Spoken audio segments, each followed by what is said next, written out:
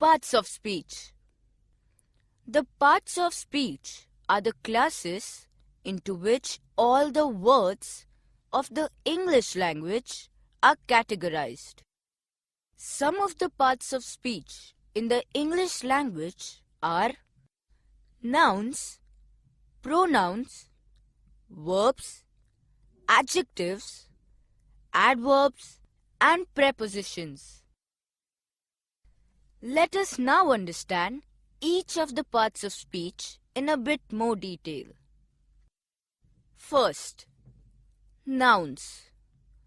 A noun is a naming word.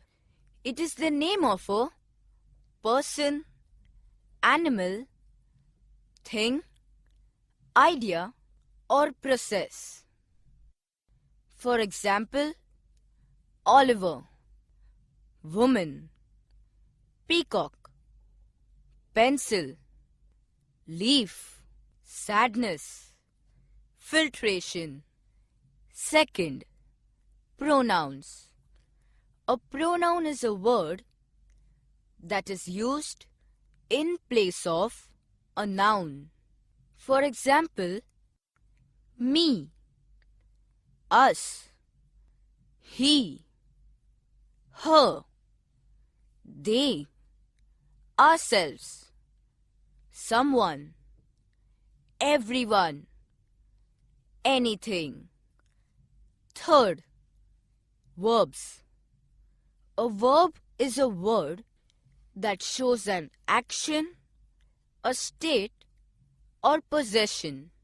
For example, do, does, did, run, write, simplify, enjoy, am, is, are, was, has, have, had.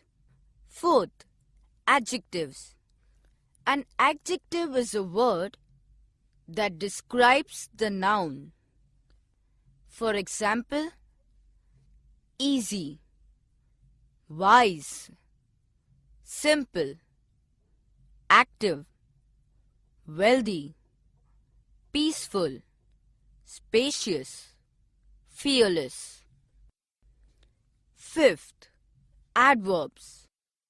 An adverb is a word that says something more about a verb, an adjective, or another adverb. For example, very, never, here, now, somehow, carefully, extremely, wickedly. Amazing, isn't it? Now, let us do a small exercise to see how well you have understood the parts of speech. Let us try to identify which part of speech represents the underlined words in the following sentences. He had mastered all the branches of learning.